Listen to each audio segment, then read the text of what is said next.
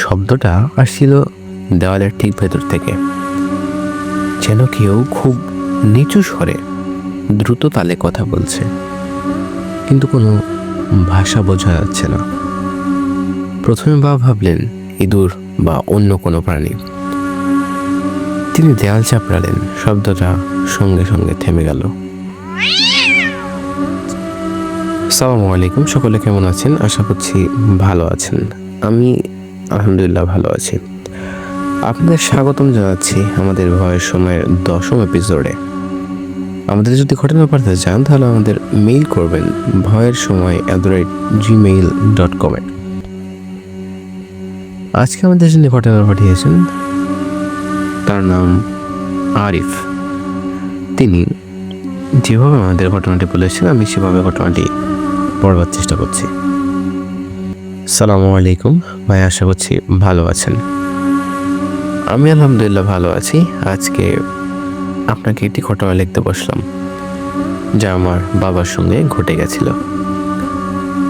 আমি বর্তমানে পড়াশোনা শেষ করে আরএফএল কোম্পানি একটি জবে নিযুক্ত আছি। যখন ঘটনা তখন বাবা ফরেস্ট অফিসার ছিলেন, সেখানে কাজ করতেন। তো বাবা আমাকে ঘটনাটি যেভাবে বলেছেন আমি সেভাবে বলবার চেষ্টা করছি। যদি আপনি কখনো আমার বাবার মুখোমুখি হতেন তবে দেখতেন তার চোখে এক গভীর শূন্যতা। বয়স এখন অনেক, কিন্তু যখনই তিনি কোনো নির্জন বা ঘন জঙ্গলের কথা শোনেন তার মুখটা ফ্যাকাশে হয়ে যায়। কারণটা লুকিয়ে আছে 30 বছর আগের এক শীতকালের রাতে সুন্দরবনের ঠিক প্রান্ত ঘেঁষা শিকারপুর ফরেস্ট বাংলোতে। আমার বাবা তখন বন বিভাগে একজন তরুণ কর্মকর্তা। সুন্দরবনের একটি সীমান্তবর্তী অঞ্চলের জরিপ ও পরিদর্শনের জন্য তাকে দলবল নিয়ে সেখানে যেতে হয়েছিল। বাবা আমাকে বলেছিলেন শিকারপুর এলাকাতে মেইনল্যান্ড থেকে প্রায় 3 ঘন্টা নৌপথ। সেখানে লোকালয় বলতে শুধু কয়েকটি জেলে পরিবার। তাদের থাকার জায়গাটা ছিল একটি পুরনো ব্রিটিশ আমলের ফরেস্ট বাংলো, যা কাঠ এবং ইটের তৈরি বিশাল একটি কাঠামো, যা বহু বছর ধরে ঠিকমতো রক্ষণাবেক্ষণও করা হয়নি। বাবা যখন প্রথম বাংলোতে পৌঁছালেন তখন সূর্য ডুবছে। বাড়িটার দিকে প্রথমবার তাকাতেই আমার কেমন যেন লাগছিল। বাবা বলতেন চারপাশে আকাশ ছোঁয়া গাছ, স্যাঁতসেঁতে দেয়াল আর বাংলোর বারান্দার মেঝেতে শ্যাওলা। বাংলোর পিয়ন, তার নাম ছিল ফজল, সে আমাকে দেখেই কেমন যেন জড়সড় হয়ে গিয়েছিল। ফজল রাতে বাংলোতে থাকতে চাইতো না। সে কোনো মতে রাতের খাবার তৈরি করে নৌকায় ফিরে যেতে চাইল। বাবা তাকে জিজ্ঞেস করলেন, কি হয়েছে ফজল, এত ভয় পাচ্ছ কেন? ফজল কাঁপা গলায় বলছিল, স্যার, এই বাংলোতে রাত কাটানো ঠিক না। এখানে তারা থাকে, আপনি এখানে থাকবেন না দয়া করে। বাবা হেসে উড়িয়ে দিলেন। তিনি যুক্তি দিয়ে ফজলকে বোঝালেন এসব কুসংস্কার, কিন্তু ফজল এক মুহূর্ত দাঁড়াল না।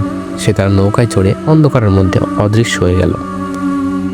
বাবার সঙ্গে ছিল একজন বয়স্ক গার্ড, যার নাম আক্কাস আলী, আর একজন সহকারী, তার নাম কাশেম। বাংলোর ভেতরে ঢোকার পর প্রথম যে জিনিসটা বাবাকে আঘাত করেছিল তা হলো তীব্র ঠান্ডা আর বাতাসের অনুপস্থিতি। বাইরে হালকা বাতাস ছিল, কিন্তু বাংলোর ভেতরে বাতাস যেন স্থির হয়ে গেছিল, ভারী আর পুরনো, ধুলোর গন্ধ মাখা। ডিনারের পর বাবা তার শোবার ঘরে গেলেন। ঘরটি ছিল বিশাল, উঁচু সিলিং এবং দেওয়াল ঝুলছিল একটি ফাটা পুরনো মানচিত্র। বাবা দরজা বন্ধ করে লণ্ঠন জ্বালিয়ে তার ডায়েরি লিখছিলেন। রাত তখন প্রায় 1টা। বাইরে ঝিঝি পোকার একঘেয়ে ডাক। সেই ঝিঝি পোকার ডাক ছাড়া আর কোনো শব্দ নেই। হঠাৎ বাবা শুনতে পেলেন ফিসফিসানির শব্দ। শব্দটা আসছিল দেয়ালের ঠিক ভেতর থেকে, যেন কেউ খুব নিচু স্বরে দ্রুত তালে কথা বলছে, কিন্তু কোনো ভাষা বোঝা যাচ্ছে না। প্রথমে বাবা ভাবলেন ইঁদুর বা অন্য কিছু প্রাণী হবে হয়তো। তিনি দেওয়াল চাপড়ালেন, শব্দটা সঙ্গে সঙ্গে থেমে গেল। বাবা তখন আবার লিখতে শুরু করলেন। সেই লেখার কিছু মুহূর্তের মধ্যেই শব্দটা আবার শুরু হলো, কিন্তু এবার আরও কাছে, যেন কানের ঠিক পাশ থেকে কেউ শ্বাস নিচ্ছে। বাবা দ্রুত ঘুরে তাকালেন, দেখলেন ঘরের একমাত্র জানালাটি শক্তভাবে বন্ধ করা ছিল। তার কাছের ওপর বাইরের দিক থেকে 5টি আঙুলের দাগ ধীরে ধীরে পিছড়ে যাচ্ছে, যেন কেউ বাইরে থেকে জানলার কাছ ধরে নিচে নেমে গেল। বাবা তৎক্ষণাৎ উঠে জানলা খুলে দিলেন। বাইরে ঘন অন্ধকার আর গাছপালা ছাড়া কিছুই নেই। সেই রাতে বাবা আর ঘুমোতে পারেননি। তার মনে হয়েছিল ফজলের ভয়টা হয়তো অমূলক ছিল না। পরের দিন সকালে আক্কাস আলী গার্ড এবং সহকারী কাশিমের মুখ ছিল সাদা। কাশিম সারা রাত নাকি ঘুমোতে পারেনি। সে শুনেছে নিচতলায় ফাঁকা রান্নাঘরে কেউ যেন ধাতব থালা বাসন নিয়ে খেলা করছিল। বাবা মনস্থির করলেন আজ তিনি জেগে থাকবেন। রাত গভীর হলো। বাবা একটা চেয়ার নিয়ে করিডোরে বসে রইলেন। রাত প্রায় 2টো। হঠাৎ বাংলোর ভেতর থেকে একটি শব্দ শুরু হলো, যা সুন্দরবনের জঙ্গলে একেবারেই বেমানান। টপ টপ টপ, যেন ছাদ থেকে কোনো পাত্রে পানির ফোঁটা পড়ছে। কিন্তু সেই বাংলোতে জল সরবরাহ ব্যবস্থা ছিল না। কাছে কোনো বৃষ্টির ছিটও ছিল না। বাবা টর্চ হাতে শব্দের উৎস খুঁজতে শুরু করলেন। শব্দটা নিচতলার একটি ছোট পরিত্যক্ত গোডাউন থেকে আসছিল। বাবা অনেক কষ্টে ঘরের তালা ভেঙে ভিতরে ঢুকলেন। গোডাউনটা ছিল ধুলো আর পুরনো ভাঙা আসবাবে ভর্তি। তিনি যখন টর্চের আলো ফেলে খুঁজতে লাগলেন, তখন দেখলেন মেঝের মাঝখানে একটি পিতলের কলসি রাখা, আর সেই কলসির মধ্যে ওপর থেকে টপ টপ করে পানির ফোঁটা পড়ছে। অথচ ওপরে বা আশেপাশে কোথাও পানির উৎস নেই। ছাদ শুকনো, কলসিও শুকনো। বাবা যখন হতভম্ব হয়ে কলসির দিকে তাকিয়ে আছেন, ঠিক তখনই তে কাঁধের ওপর একটি ঠান্ডা স্বেচ্ছাতে স্পর্শ অনুভব করলেন। বাবা ভয়ে জমে গেলেন। তিনি শুনতে পেলেন কেউ যেন তার কানের পাশে এসে একটি দীর্ঘ ঠান্ডা নিঃশ্বাস ফেলল। বাবা যখন দ্রুত পেছনে ফিরতে গেলেন, তখন তার মনে হলো কোনো ভারী অদৃশ্য হাত তাকে ধরে মেঝেতে ফেলে দিল। বাবা জ্ঞান হারানোর মুহূর্তে শুধু দেখলেন কলসির ভেতর থেকে যে পানির ফোঁটাগুলো পড়ছিল তা এখন ধীরে ধীরে রক্তের ফোঁটায় পরিণত হচ্ছে। পরের দিন সকালে আক্কাস আলী বাবাকে অজ্ঞান অবস্থায় গোডাউন থেকে খুঁজে পেয়েছিলেন। কাশেম ছিল না, সে রাতের অন্ধকারে পালিয়ে গিয়েছিল।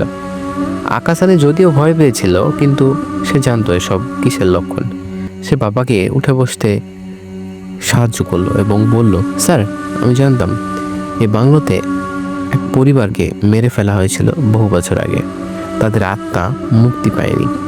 এ সকল ঘটনা তিনি নাকি বাইরের জেলেদের কাছ থেকে শুনেছেন। বাবা তখনও পুরোপুরি স্বাভাবিক হননি। তিনি আক্কাস আলীকে অনুরোধ করলেন বাংলোর ইতিহাস খুঁজতে। আক্কাস আলী স্থানীয় জয়েদের সঙ্গে কথা বললেন এবং সেই বিষয়টি আরও বেশি গভীরভাবে জানলেন। জানা গেল ব্রিটিশ আমলে এই বাংলোর প্রথম বাসিন্দা পরিবারের সঙ্গে এক ভয়াবহ ঘটনা ঘটেছিল।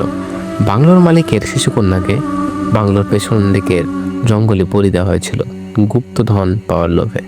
পরিবারের বাকি সদস্যরা এই ঘটনার প্রতিবাদ করায় তাদের ঘরের ভেতরে পুড়িয়ে মারা হয়েছিল।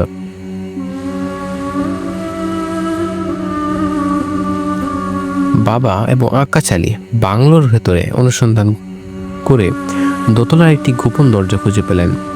দরজাটি একটি ভারী আলমারিতে পেছনে ঢাকা ছিল। ভেতরে ছিল একটি ছোট কামরা, যা ছিল কালো ধোঁয়ার দাগে ঢাকা। সেই ঘরের মাঝখানে মাটি খুঁড়ে দেখা গেল একটি খেলনা পুতুল। এটি ছিল সেই শিশু কন্যার পুতুল। পুতুলটি দেখেই বাবা বুঝে গেলেন এটি কোনো সাধারণ ভূত বা আত্মা নয়। এটি ছিল বন্দি আত্মার চরম ক্রোধ। বাংলার জিনিসপত্রগুলো গুছিয়ে আমরা সবাই সেই রাতটি কাটিয়ে ভোরেই ফিরে আসার পরিকল্পনা করলাম। কিন্তু সেই রাতে যা ঘটলো তা আমার বাবার জীবনে সবথেকে বড় ট্রমা। রাতে যখন বাবা সেই পুতুলটিকে পোড়ানোর সিদ্ধান্ত নিলেন, তখনই শুরু হলো চরম বিভীষিকা। বাংলোর সব দরজা জানালা সশব্দে বন্ধ হয়ে গেল। ভেতরের তাপমাত্রা হঠাৎ ভীষণভাবে বেড়ে গেল। বাবা অনুভব করলেন তার শ্বাস নিতে কষ্ট হচ্ছে। পুরো বাংলোর তখন শোনা যাচ্ছিল অসংখ্য মানুষের তীব্র আর্তনাদ এবং সেই একটি শিশুর করুণ হাসি। বাবা যখন পুতুলটি হাতে নিলেন, তখন তার মনে হলো যেন তার হাত পড়ে যাচ্ছে। তিনি যখন আগুন জ্বালাতে গেলেন, ঘরের কোণ থেকে কালো ধোঁয়ার মতো কিছু একটা বের হয়ে এলো। সে ছিল না, একটি ভূত ছিল, ক্রোধ এবং কষ্টে একটি জমা ডাকার।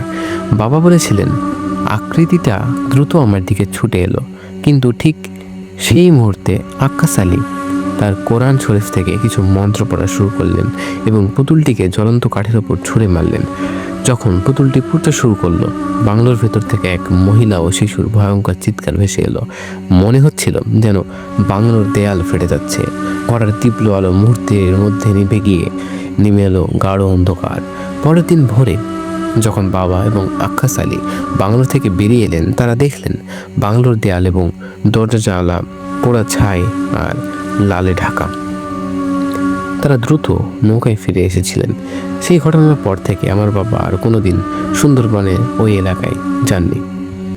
শিকারপুর ফরেস্ট আজও সেই বাংলোকে নিয়ে অন্ধকার এবং পরিত্যক্ত হয়ে দাঁড়িয়ে আছে। স্থানীয়রা বলে গভীর রাতে আজও সেখানে পানির ফোঁটা আর চাপা কান্নার শব্দ শোনা যায়। আর যে সাহসী মূর্খ মানুষ সেখানে এক রাত কাটানোর সাহস করে, তারা হয় ফিরে আসে না হলে ফিরেও যদি আসে আমার বাবার মতো চিরদিনের মতো ভীত হয়ে যায়। ভাই, ঘটনাটি কেমন লাগলো? আশা করছি আপনার কাছে ঘটনাটি ভালো লেগেছে। আর আমি ঘটনাটি আমার বাবার কাছ থেকে শুনেছিলাম। তো আজকে এই পর্যন্ত ছিল আমার ঘটনা ভাই।